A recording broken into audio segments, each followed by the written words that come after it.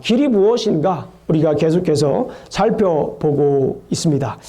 오늘날 우리 시대를 아까도 여러 번 예전에도 여러 번 말씀을 드렸지만은 오늘날 시대에 대해서 여러 얘기들을 합니다. 그런 얘기들 가운데 종말의 시대다. 그죠? 종말의 시대다. 한참 이 1900년대 말에 많은 사람들 인구에 회자되었던 그런 이야기입니다. 이데올로기의 종말이다. 다니엘 벨 같은 사람은 이데올로기의 종말이다. 제레미 리피건 같은 사람들은 이제 노동의 종말이다. 여러 가지 종말이다. 어떤 사람은 그러니까 이성의 종말이다. 그러니까 또 어떤 사람들은 이성 끝나지 않았다.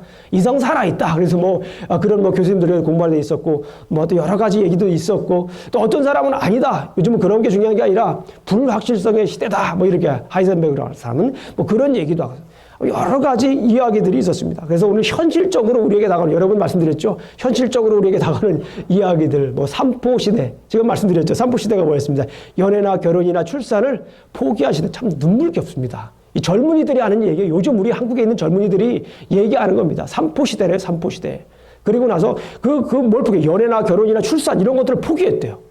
너무나 슬픈 이야기입니다.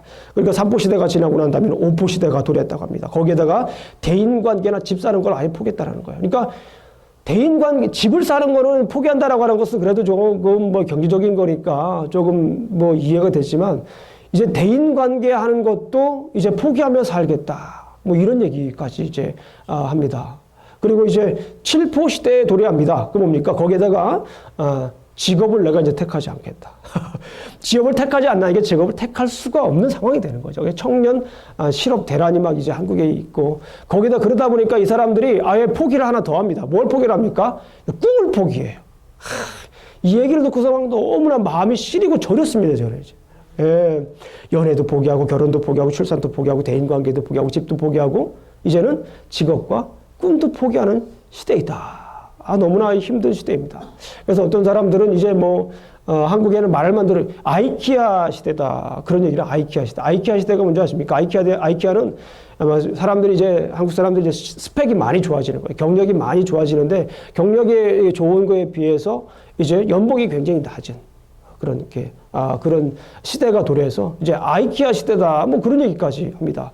어쨌거나 중요한 것은 요즘 시대가 굉장히 불확실성의 시대인 것 같고, 또 요즘 시대가 뭡니까? 이제 미래가 없는 듯한, 희망이 없는 듯한 그런 시대인 것 같습니다. 그런데 우리가 잘 아시는 것처럼 이 사무엘의 시대, 사무엘의 시대에도 이 오늘날과 유사한 시대였다라고 우리가 볼 수가 있습니다. 사무엘의 시대에도 역시 그때 불확실성의 시대였고, 전환기의 시대였고, 그런 어떤 시대였던 것을 우리가 볼 수가 있습니다. 그 불확실성 시대에, 불확실성 시대에 우리가 어떤 길을 걸어야 할까? 사무엘서를 보면서 우리가 하나하나 찾아보도록 하겠습니다.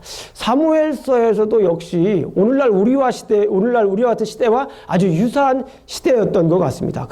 잘 아시는 것처럼 사무엘의 시대는 사사기의 그 그림자가 드리워집니다. 그죠? 사사기의 기운이 그대로 나타나는 시기가 바로 사무엘 초반기입니다. 그런데 사사기 시대와 조금 다른 면이, 우리가 살펴본 것처럼 이 사무엘서를 보게 되면 사사기 시대와는 조금 다른 면들이 하나씩 이제 나타나고 있는 모습을 우리가 볼 수가 있었습니다. 사사기 시대는 어땠어요? 사사기 시대는 우리가 아는 것처럼 울음이 울려 퍼지던 시대였습니다. 울음바다였어요. 울음바다. 우리가 잘 아시는 것처럼 사사기에서 2장 4절을 보게 되면 하나님께서 이스라엘 백성들에게 이제 뭐라고 말씀을 하시는 거예요. 가나안 사람들을 쫓아내지도 않겠다. 그리고서 그 사람들이 너희의 가시가 될 것이다. 너희 옆구리에 올무가 될 것이다. 그러니까 이스라엘 백성들이 거기에서 막 울입니다. 그래서 복임이라고 얘기했죠. 우는 자라는 뜻입니다. 그 울음이 사사기 전반에 걸쳐서 이렇게 울음소리가 다 배어져 있어요. 그리고 21장에 가게 되면은 베냐민 지파를 통해서 이스라엘 백성들이 함께 울던 그런 울음이 사사기에는 울음이라고 하기보다는 처절한 통곡이 이렇게 울려 퍼지는 게 사사기의 그런 모습입니다. 그런데 사무엘서를 우리가 봤지만 사무엘서는 사사기와는 조금 다른 면모를 가지고 있습니다. 어떤 면모냐면 우리가 살펴보았던 것처럼 사무엘서 1장을 보게 되면 누가 기도를 합니까? 한나, 그렇죠. 한나가 기도를 합니다. 그런데 사무엘 맨 마지막 23장에 보게 되면 누가 기도를 할까요? 다윗이 기도를 합니다. 뭔가 좀 달라요. 예, 기도로 시작해서 기도로 끝납니다. 기도가 이렇게 스며드는 걸 볼 수가 있어요. 그리고 좀 더 자세히 보게 되면 보니까 사무엘서 2장을 보게 되면 누가 기도를 합니까? 누가 찬양을 합니까? 한나가 찬양을 합니다. 그런데 사무엘 맨 마지막 부분에 거의 맨 마지막 부분에 22장을 보게 되면 거기에는 누가 찬양을 할까요? 거기에는 다윗이 찬양을 합니다. 사사기에는 울음으로 시작해서 울음으로 끝나는 게 사사기입니다. 그런데 그 시대의 그림자가 그대로 드리고 있긴 하지만 그 시대의 기운이 이렇게 옮겨지고 있는 거 가고 있지만 자세히 살펴보게 되면 사무엘서는 기도로 시작해서 기도로 끝납니다. 그리고 찬양으로 시작해서 찬양으로 끝납니다. 기도를 했더니 한나가 하나님께 통곡하며 하나님께 기도했더니 애절하게 기도했더니 하나님께서 한나의 그 기도를 무엇으로 바꿔주셨나요? 찬양으로 바꿔주었습니다. 다윗이 하나님께 기도합니다. 다윗이 하나님께 찬양을 합니다. 찬양을 하니까 하나님께서 다윗의 그 찬양을 또 기도로 바꿔주시는 모습을 우리가 사무엘서를 통해서 봤습니다. 이게 사무엘서를 지탱하는 큰 두 기둥입니다. 예, 그 안에 사무엘서에서 여러 가지 일어나는 일들을 우리가 볼 수가 있습니다. 1장을 보게 되면 어떻게 했습니까? 1장을 보게 되면은 이제 기도를 하면서 조금씩 그 빛이 이제 불씨가 살아나고 있는 것을 봤습니다. 근데 2장을 보게 되면 어때요? 2장은 그 불빛이 저는 그렇게 생각이 들더라고요. 그 불빛이 깜빡깜빡거리는 거예요. 어떤 때는 이게 사무엘 얘기가 나오면 불이 반짝하다가 엘리 집안이 나오면 불이 꺼지는 거예요. 사무엘 얘기가 나오면 불이 반짝 이렇게 밝아졌다가 이제 엘리 가정 나오면은 다시 이렇게 빛이 어두워지는 깜빡깜빡거리는 게 2장입니다. 그런데 오늘 이제 우리가 3장에 도달하지 않습니까? 3장을 오게 되면은 그 불빛이 이제 조금 더 전반적으로 이제 환해지는 그런 흐름이 있는 것 같아요. 사무엘상을 이렇게 가만히 묵상해보면서 하나님께 기도하면서 이 사무엘상에 관한 그 초반부에 대한 그런 이미지를 떠올리니까 그런 이미지들이 있어요. 사사기의 긴 터널이 이제 사무엘상 앞부분에 오니까 저기 이제 조금만 더 가면은 이 터널이 끝날 거라고 하는 그런 빛이 보이는 게 바로 이제 사무엘서 3장 오늘 본문에 이르게 됐습니다. 이런 이 본문 속에서 이제 오늘 본문이 어떻게 진행되는지 한번 보도록 하겠습니다. 이 깜빡깜빡 같은 그 빛이 계속해서 비춰지고 우리에게 희망을 주는 터널의 끝을 보는 그 이유가 뭡니까?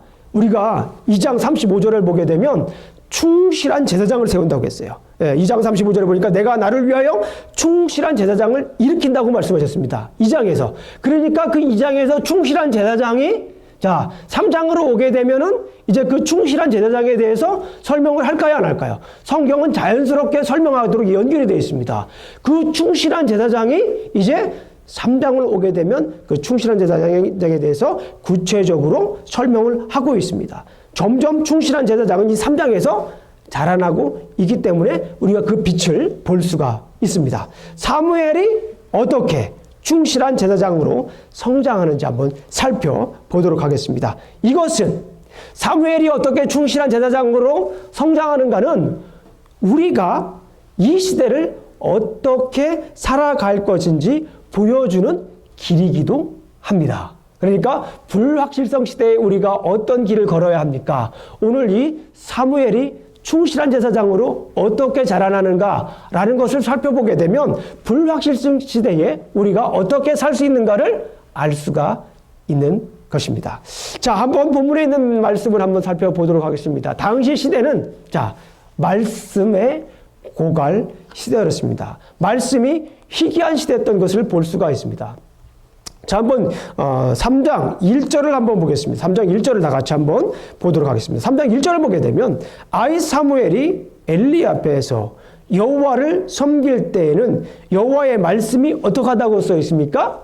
여호와의 말씀이 희귀하다. 그러니까 당시 시대에는 아직도 계속해서 사사기의 여운이 있어요. 그 여운이 뭡니까? 단적인 예가 말씀이 희귀하다. 성경 말씀에 써야 돼요. 말씀이 희귀하던 시대였다라고 하는 것을 우리가 볼 수 있습니다. 말씀이 희귀한 시대입니다. 하나님의 말씀을 듣기가 매우 힘든 시대입니다. 예, 말씀을 듣기가 매우 힘들고. 자, 그런데 저는 이 말씀을 보면서 좀 고민을 했습니다. 이 말씀이 희귀하던 시대. 그러니까 하나님의 말씀이 없었을까? 그런 생각이 들더라고요. 그러면서 조금 더 이 말씀을 연구해 보니까 저는 이렇게 한번 생각을 해 보았습니다. 말씀이 없었던 것처럼 보이는 시대였다라고 이 본문을 설명하는 게 좀 더 정확하다라고 말씀을 드릴 수 있습니다. 말씀이 희귀했다는 것은 하나님의 말씀이 아예 없었다는 게 아니라 말씀이 없는 것처럼 보이는 시대였다라고 볼 수가 있습니다. 그 이유를 오늘 아침에 그 예언서 우리 공부를 했지만요. 아모스서에서 그 이유에 대해서 설명을 하고 있습니다. 아모스서 8장 11절 말씀을 보게 되면 이렇습니다. 주 여호와의 말씀이라. 보라, 날이 이를지라. 내가 기근을 땅에 보낼지니 양식이 없어 주림이 아니요. 뭐가 없어 주림이 아니요? 양식이 없어 주림이 아니요. 물이 없어 가람이 아니요. 여호와의 말씀을 듣지 못한 기갈이라.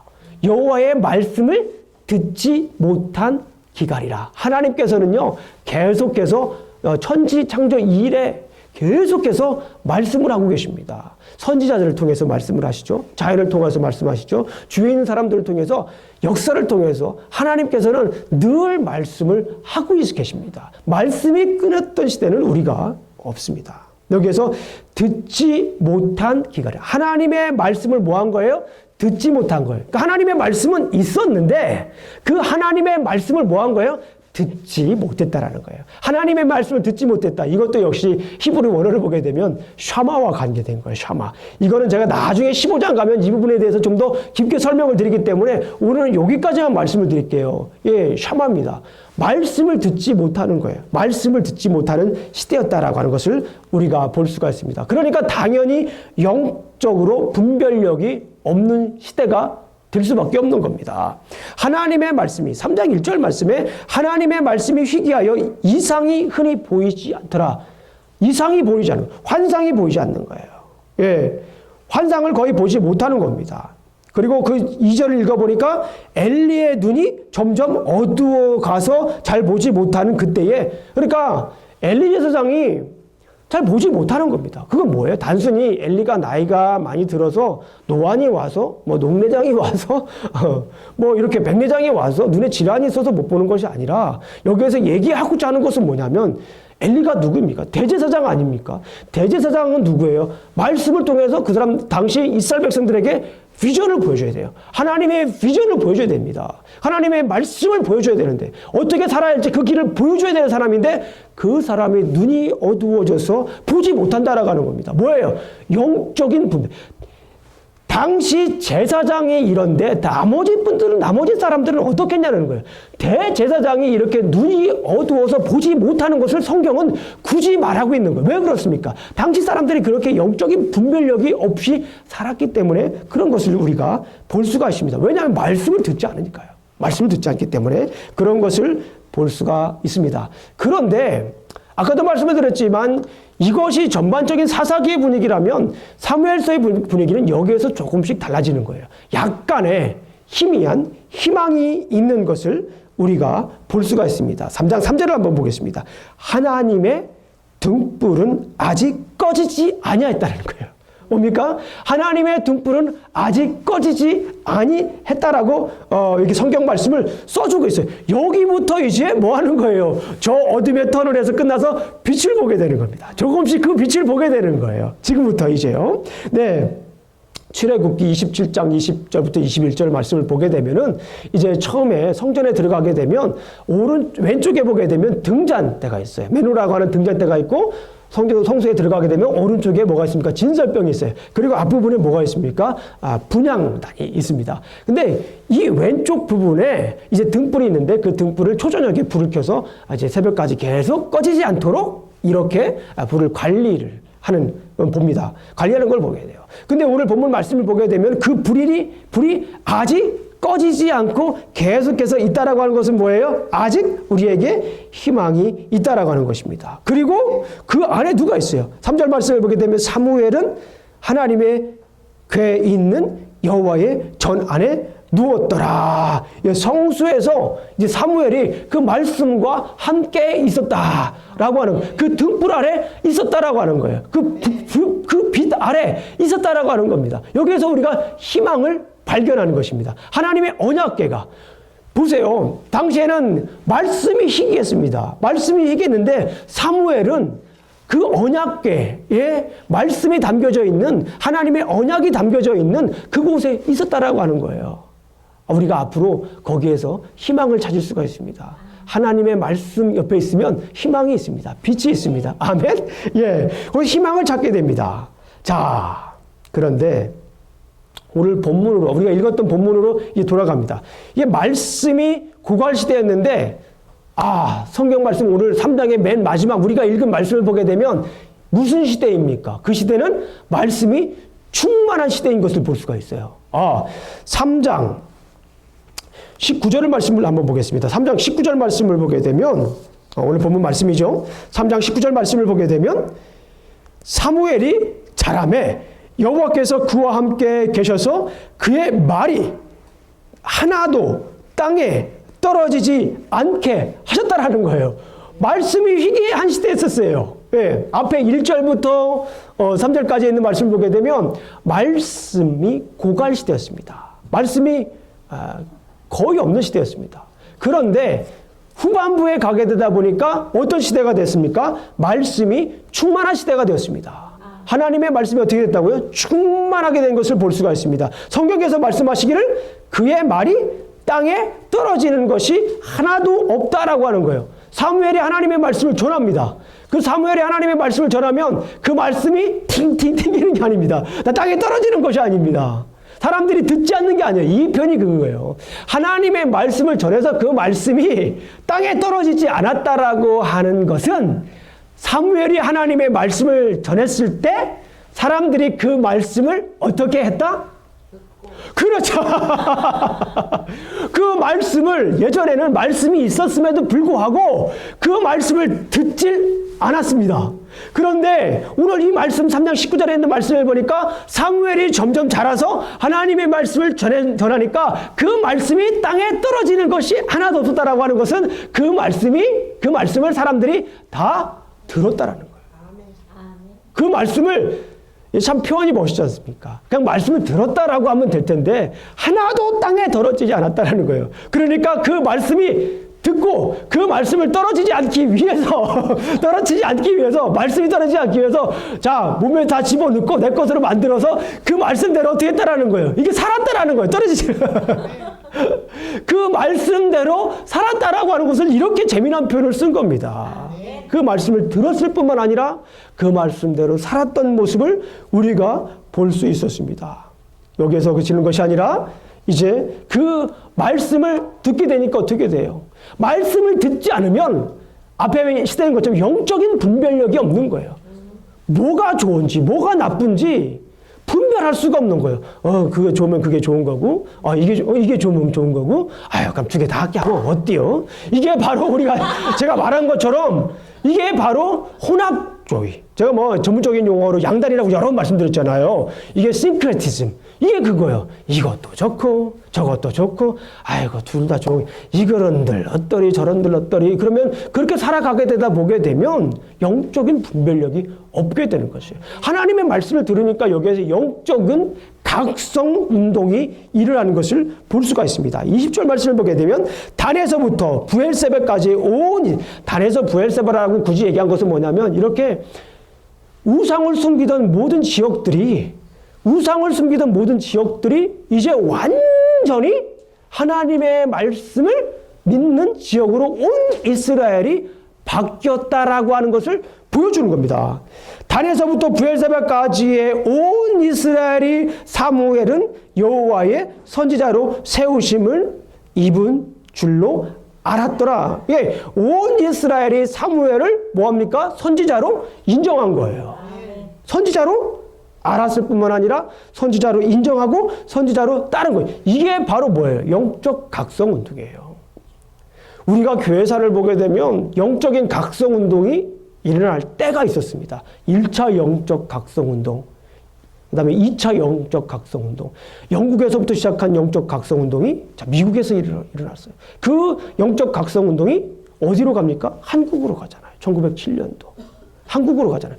부흥의 운동들이 막 이렇게 일어나고 이런 때가 있습니다. 근데 중요한 것은 뭐냐면 그 영적인 각성 운동이 일어날 때를 연구해 보면 하나같이 그렇게 얘기를 합니다.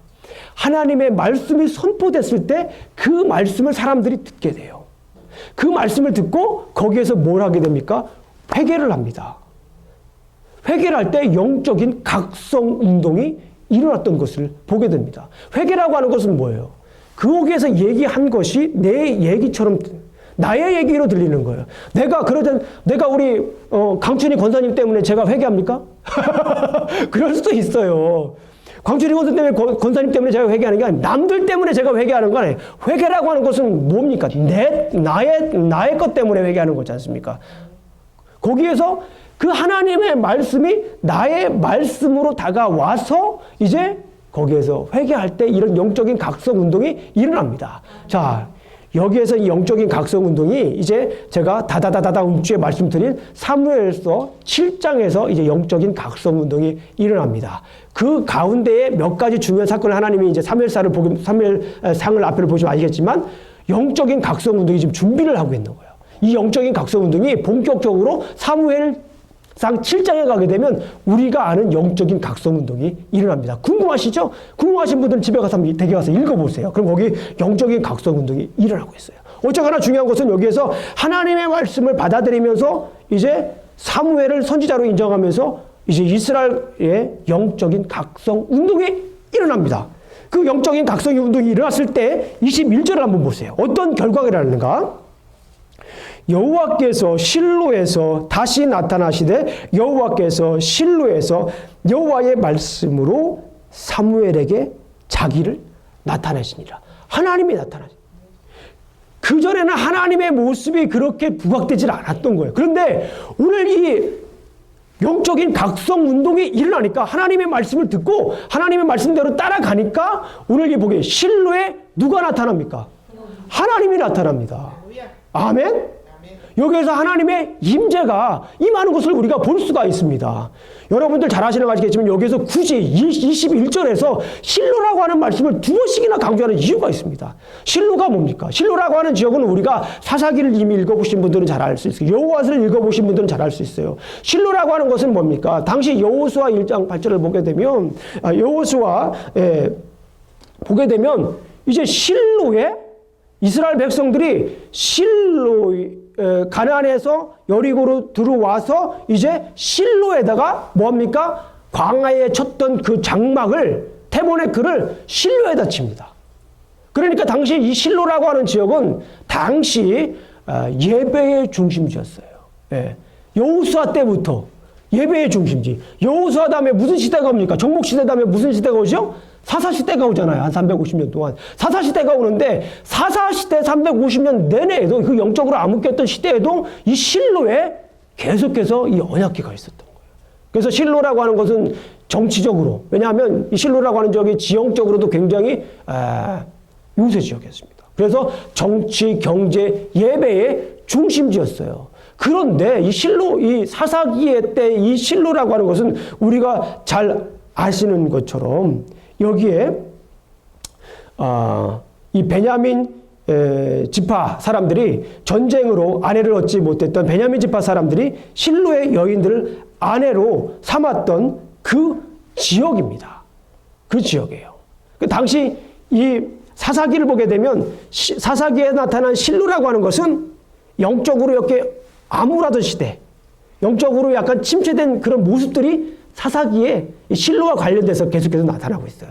그런데 사무엘상 우리가 살펴보았지만은 1장을 보게 되면 실로에서 예배를 드리죠. 한나와 엘가나가. 그리고 이제 2장으로 넘어오죠. 3장에 보니까 드디어 하나님께서 굳이 성경에서 말씀하시기를 하나님께서 이 실로에서, 그죠? 이 실로에서 나타나셨다라고 말씀을 하시는 거예요. 그러니까 하나님께서 그들의 예배를 진정으로 이제 받아들이겠다. 하나님께서 임재하는 그런 예배를 우리가 여기서 볼 수가 있는 것입니다. 자, 이게, 그리고 그런데 이 시대가 어떻게 해서 이 말씀의 고갈 시대에서 말씀의 충만한 시대로 바뀌었을까? 고민이 됐습니다. 그렇지 않겠습니까? 앞에 초반부는 말씀이 고갈하셨던 시대였고, 뒤에는 말씀이 충만하던 시대였습니다. 그렇다면 이 가운데에 어떠한 일들이 일어났길래 이렇게 말씀의 고갈 시대에서 말씀의 충만 시대로 바뀌었을까? 요 키를 우리가 알게 되면 불확실성 시대에 우리가 살아갈 길을 여기에서 찾을 수가 있습니다. 자, 오늘 그 본문을 한번 잠깐 살펴보도록 하겠습니다. 말씀의 고갈 시대에서 말씀의 충만 시대로 바뀌는 그 열쇠가 무엇인가 한번 잠깐 살펴보도록 하겠습니다. 아주 간단하게 보겠습니다. 4절부터 14절까지 있는 말씀을 보게 되면 여러분 잘 아시는 내용이기 때문에 제가 뭐 굳이 길게 설명하지 않겠습니다. 4절부터 14절까지 있는 말씀을 보게 되면 누가 누구를 부릅니까? 하나님께서 사무엘을 부르시죠. 예. 하나님께서 사무엘을 부르십니다. 하나님께서 사무엘을 부르시는데 몇 번 부르셨죠? 예, 3번 부르셨습니다. 첫 번째 불렀을 때 엘리가 부르는 줄 알고 갔는데 나 안 불렀어요. 두 번째 가니까 역시 안 불렀어. 그러니까 이제 가서 엘리가 알게 된 거죠.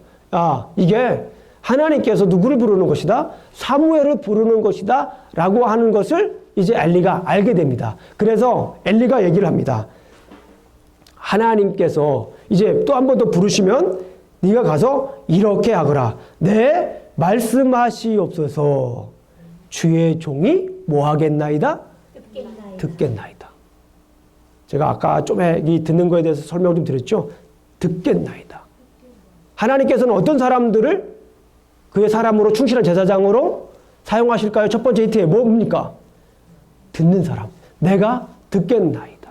내가 뭐 하겠다고요? 듣겠나이다. 여러분 잘 아시는 것지만 2월 3장을 가만히 읽어보게 되면 사무엘이라고 하는 사람이 주인공으로 나와요. 21절이에요.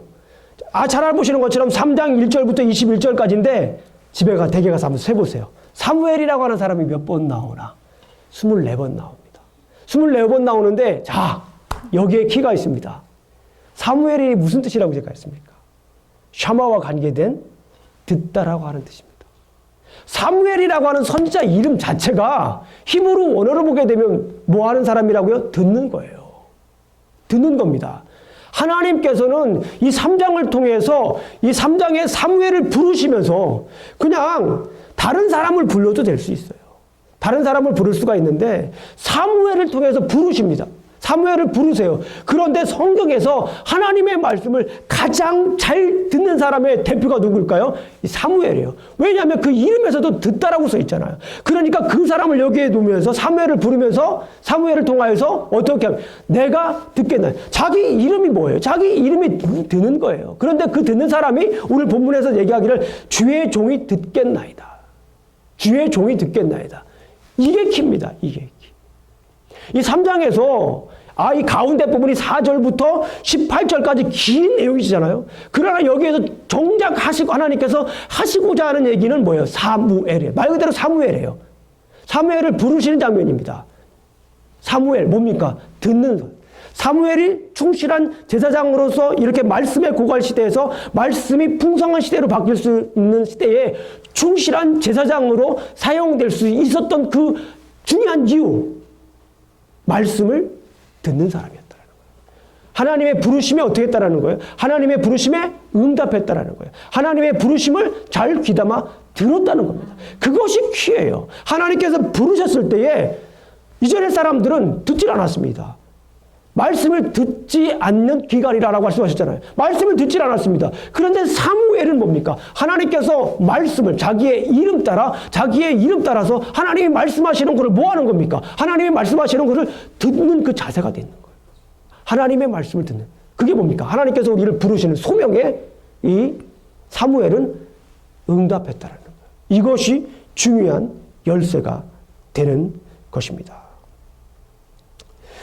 이스라엘 사람들이 듣고 깜짝 놀랄 만한 일들을 하려고 한다라고 말씀을 해요. 그래서 결국에는 하나님께서 그런 말씀을 하는데 하나님께서 이 사무엘에게 하시는 말씀이 뭡니까? 내가 엘리 집안을 심판하겠다라는 거예요.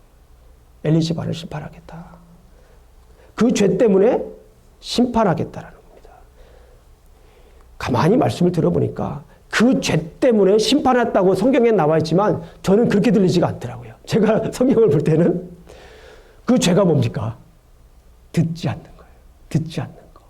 그러니까 아이를 제대로 가르치라고 옴냐비라스를 잘 가르치라고 얘기했는데 가르치지도 않은 거예요. 그렇죠? 제사를 온전히 드리라고 했는데 드리지도 않은 거예요. 그 자녀 또한 아버지의 말을 듣지 않은 겁니다. 그래서 불량자로 살아갈 수밖에 없었던 것을 봅니다. 듣지 않은 거예요. 죄 때문에 심판한다고 말씀하셨지만 그 죄가 뭡니까? 듣지 않은 거예요. 하나님의 말씀을 듣지 않는 것 때문에 심판하십니다. 그리고 15절부터 18절까지는 이제 누가 누구를 부릅니까? 엘리가 사무엘을 부릅니다. 앞에는 하나님이 엘리를 부르지만 이 뒤에 부분에서는 엘리가 사무엘을 부릅니다. 솔직하게 얘기하라고 해요. 예, 두렵겠죠. 당신의 집안이 당신의 집안 하나님께서 심판하신다는 얼마나 두렵겠습니다. 그런데 이 엘리가 솔직히 얘기하라고 해요. 엘리는 아니까, 제사장이니까 아니까요. 얘기를 하라고 그럽니다. 얘기를 해서 솔직하게 얘기를 합니다. 심판에 대해서 얘기를 하게 됩니다. 근데 참 놀라운 일이 있어요. 여기에서 사무엘이 하나님을 만나고 하나님의 부르심에 응답하고 이제 놀라운 사실입니다. 원래는 엘리가 사무엘에게 얘기를 해야 돼요. 그리고 사무엘은 엘리의 말을 들어야 되잖아요. 이게 순리잖아요. 그런데 오늘 본문을 보게 되면 사무엘이 엘리에게 얘기를 합니다. 그잖아요. 사무엘이 엘리에게 얘기를 해요. 하나님을 만나고 난 다음부터 사무엘이 엘리에게 얘기하는 모습을 우리가 들을 수 있습니다. 소명을 들은 이 사무엘, 나를 향한 하나님의 그 말씀을 들은 이 사무엘은 이제 말씀을 통해서 완전히 변화된 삶을 볼 수가 있습니다. 그래서 결국에는 엘리는 점점 하나님과 멀어지는 삶을 살았지만 사무엘은 하나님의 음성을 듣고 선지자로 말씀을 증거하는 삶을 살았다. 이렇게 정리할 수가 있습니다. 중요한 키가 뭡니까? 하나님의 음성을 들었다는 겁니다. 하나님의 음성을 들었다는 거예요. 그래서 선지자로 충실한 제사장으로 말씀을 증거하는 삶을 살았다는 겁니다. 이 어둠의 시대의 불확실성의 시대에서 하나님의 음성을 듣고 부르심에 소명에 듣고 소명을 들었다라고 하는 것은 뭡니까? 하나님께서 그 소명 안에 사명을 주시는 거 아닙니까? 부르셨으면 부르신 이유가 있지 않습니까? 그것이 뭡니까? 그게 사명이지 않습니까? 그 사명이 있어요.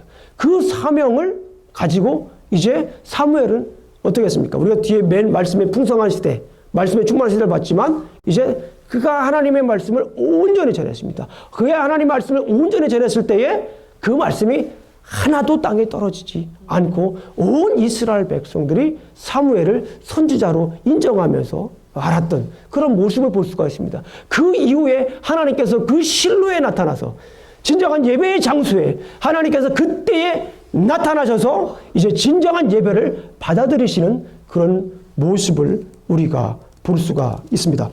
그렇다면 우리의 삶은 어떻습니까? 우리 사랑하는 성도님들은 지금 말씀의 고갈 시대에 살고 계십니까? 아니면 말씀의 풍성한 시대에 살고 계십니까? 여러분들 잘 아시는 것처럼 하나님의 말씀은 늘 있었습니다. 천지를 말씀으로 창조하신 하나님은 천지 창조 이후에 늘 우리에게 여러 방법을 통해서 말씀하고 있었습니다. 엄밀히 말씀을 드리면 말씀이 없었던 시대는 없었습니다. 다만 말씀으로 인식하지 못했던 시대가 우리에게 있었던 것을 볼 수가 있습니다. 오히려 지금은 우리가 말씀의 홍수의 시대에 살고 있습니다. 인터넷을 보십시오. TV를 한번 들어보십시오. 교회 홈페이지를 보십시오. 여러분들, 저도 그렇지만 저도 유명한 목사님들의 설교를 듣습니다. 제가 존경하는 척수인들 목사님의 그 강해설교 대표적인 주자 아닙니까? 예, 전 세계 강해설교 대표적인 주자신데 그 교수님의 어떤 방법들을 제가 계속 그 학교에서 배웠습니다. 근데 그 목사님의 설교를 참 많이 들어요. 그리고 한국의 유명하신 목사님 설교도 제가 간혹 이렇게 듣습니다. 얼마나 좋은지 몰라요. 제가 원하고 싶은 때에 원하는 장소에서 원하는 부분만 이렇게 설교가 쫙 리스트가 있잖아요. 원하는 설교만 딱 이렇게 골라서 들을 수가 있습니다.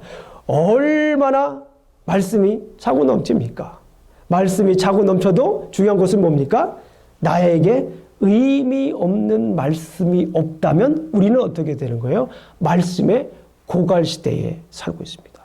말씀이 많이 있지만, 성경 공부도 많이 있지만, 그것이 나와 아무런 의미가 없는 이야기라면 그것은 단지 그냥 이야기예요. 중요한 것은 나에게 어떤 의미로 다가오느냐입니다. 제가 우리 성경 공부하면서 여러 번 말씀을 드렸습니다.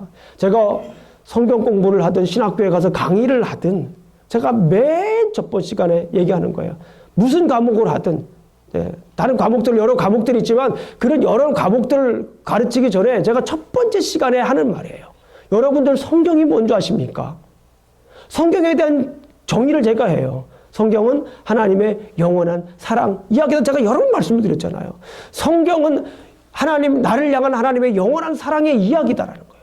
그 이야기라고 하는 거예요. 그러면 여러분 제가 또 물어보잖아요. 여러분 믿음이 뭡니까? 라고 물어보잖아요.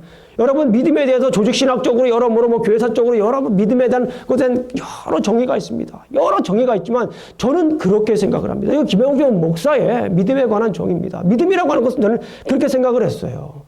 제가 얼마 안 되지만 고민하고 또 누님을 먼저 보내면서 여러 가지 고민하면서 하나님 앞에 매달리고 기도했던 그런 시절들을 지나면서 제가 내리는 하나의 저 나름대로의 그 믿음에 관한 정의입니다. 그게 뭐냐면 믿음이라고 하는 것은 하나님의 이야기가 하나님의 말씀이 하나님의 이야기가 누구의 이야기가 되는 겁니까? 나의 이야기가 돼야 돼요. 나의 이야기가 돼야 됩니다. 하나님의 이야기가 나의 이야기가 되는 순간 바로 그것이 믿음입니다. 다시 말씀을 드리면 내가 성경을 읽었는데 아무리 많이 읽었는데 그 얘기가 우리 박 집사님 얘기하는 거네? 우리 김 집사님 얘기하는 거네? 아이고 이 말씀은 우리 이 집사님이 들으셨어야 되는데 어디 가셨나 오늘 안 오시고 간혹 그러신 분들이 있어요. 우리 꼭 들었어야 되는데 못 들었다고 아이고 아쉽다고 누구에게 얘기하는 거예요? 나에게 얘기하는 거예요. 그 말씀이 나에 관한 이야기로 듣는 순간 우리가 믿음이 생기는 겁니다. 예. 그러니까 하나님의 말씀 많이 듣고 많이 묵상했는데 그 말씀이 다 누구에 관한 말씀이에요? 다 나에 관한 말씀이에요. 그것이 하나하나 쌓이는 것이 뭡니까? 그게 믿음의 분량인 겁니다. 아무리 성경을 많이 읽고 아무리 성경을 주야로 묵상해도 그 말씀이 다른 사람 얘기로 흘러간다면 그분은 말씀은 많이 있는 것처럼 보이지만 아직도 여전히 말씀의 고갈 시대에 살고 있는 것입니다. 말씀이 뭐야 돼요? 그 말씀이 나의 말씀이 돼야 돼요. 우리 아이를 키워보셔서 너무 잘 아시잖아요. 아이를 불러놓고 얘기를 합니다. 한참 고민하고 몇 날 며칠 고민하고 아이를 얘기를 합니다. 진중하게 얘기를 했어요. 근데 그 아이가 이해는 돼. 이해는 돼. 그냥 지나가요. 그냥. 이해는 돼. 지나간대. 그러면 여러분들 어떻게 하면 마음이 속상하시잖아요. 너무 속상. 하나님도 마찬가지예요. 말씀을 많이 하는데 공부를 해가지고 이해는 돼요. 이해는 돼. 그리고서 그대로 살지 못하는 겁니다. 너한테 얘기하는 거야. 너에게 얘기하는 거야. 하는데도 그걸 모르고 계속해서 남 얘기로 생각한다면 여전히 그런 분들은 말씀의 고갈 시대에 살고 있는 것입니다. 이게 매우 중요한 거예요. 여러분들께서 불확실 시대에 우리가 어떻게 살아갈 것인가 고민을 하지만 이 말씀이 하나님의 말씀이 나의 말씀이 될 때 우리는 이 불확실성 시대에 많은 사람들이 포기의 시대라고 얘기하고 절망의 시대라고 희망이 없다라고 하는 시대에 우리가 확신을 가지고 희망을 가지고 당당하게 그리스도인으로서 땅땅거리며 속된 말로 우리가 뭐 가진 건 별로 가진 건 많이 계시거든요. 어찌보면 그럼에도 불구하고 우리는 그리스도의 자녀라고 하는 그런 당당함을 가지고 땅땅거리며 살 수 있는 것이 뭡니까? 하나님의 음성을 들은 거 아닙니까? 하나님의 음성을 듣고 나에게 얘기하신 건데 그 하늘 아버지가 천지를 창조하신 창조주께서 이 세상의 주권자이신 하나님께서 나에게 와서 개인적으로 얘기를 한 거예요. 야, 형중아, 이렇게 개인적으로 얘기를 한 겁니다. 얼마나 친근하게 개인적으로 얘기를 하는데, 그럼 하나님과의 그런 릴레이션십을 가지고 있으면 이 세상에 뭐가 두려울 것이 있습니까? 사람들은 불확실성의 시대라고 하고, 사람들은 삼보 시대고, 사람들은 칠보 시대고, 아이키아 시대고, 아무리 열심히 공부해도 희망이 없는 시대라고, 아무리 열심히 일을 해도 알아주는 시대가 사람이 없는 시대라고 얘기를 하지만, 그럼에도 불구하고 우리가 땅땅거리며 당당하게 살 수 있는 이유가 뭡니까? 하나님의 음성을 들었기 때문에 그렇습니다. 하나님의 음성을 들으시기를 주님의 이름으로 축원합니다. 하나님의 말씀이 나의 이야기가 되어야 합니다. 나를 부르시는 하나님의 음성을 들으셔야 합니다. 하나님께서는 지금도 나를 부르시고 계십니다. 하나님의 사명을 아는 것은 불확실성 시대를 사는 우리가 걸어야 할 길입니다. 그리고 부르심을 받은 일에, 하나님의 음성을 들으신 분들은 그 부르심을 받은 일에 합당한 뭐를 살아야 됩니까? 합당한 삶을 살아야 합니다. 에베소서 4장 1절 말씀을 보게 되면 부르심에 합당한 삶을 살아라, 이렇게 말씀을 하고 있습니다. 하나님의 음성을 들었으면 그 음성을 들은 사람들은 그 부르심에 합당한 삶을 살기를 주님의 이름으로 축원합니다. 우리 가정을 향한 나의 소명이 무엇입니까? 우리 가정을 향한 나의 소명이 무엇입니까? 하나님께서 부르신 소명이 무엇입니까? 그리고 우리 가정을 향한 나의 사명이 무엇입니까? 부르심에 합당한 삶을 우리가 살아야 되지 않겠습니까? 다시 한번, 우리가 늘 알지만 한번 생각해 보십시오. 하나님께서 왜 이 가정에 나를 어미로 세워주셨는가? 하나님께서 왜 나를 이 가정의 아비로 이렇게 섬기게 하셨는가? 이걸 한번 생각해 보십시오. 이거는 저도 생각해야 될 문제지만, 우리 성도님들께서 각자 댁에 가셔서 가정을 한번 살펴보시면서, 하나님께서 나를 왜 어미로 부르셨을까? 나를 왜 아비로 부르셨을까? 나를 왜 자녀로 부르셨을까? 우리 애들도 있으니까요. 나를 왜 아들로 부르셨을까? 왜 나를 딸로 부르셨을까? 이 가정에 한번 생각해 보십시오. 분명히 있습니다. 왜 내가 할 일이 분명히 있어요. 예. 하나님께 기도하면, 말씀을 읽으면 하나님께서 분명히 그 음성을 들려주십니다. 그렇다면 우리 가정이 불확실성의 가정일 수도 있어요. 어떤 때는요. 우리 직장이 어떤 때는 미래가 보이지 않을 때가 있습니다. 그렇잖아요. 그렇죠? 어떤 때는 우리가 사는 이 세계가, 이 지역이, 이 미국이, 우리 한국이 그렇게 보일 수도 있습니다. 그런데 중요한 것은 뭐냐면, 그럴 때에 우리가 하나님의 음성을 듣고 하나님께서 주신 나의 소명을 알고 또한 사명을 알아서 그 사명대로 우리가 살아간다면, 우리 가정을 향해서 특별히 살아간다면 우리는 당당하게 우리 가정을 일으킬 수 있습니다. 한 가지만 더 말씀드리겠습니다. 왜 하필 나를 우리 침례교회에 보내주셨을까?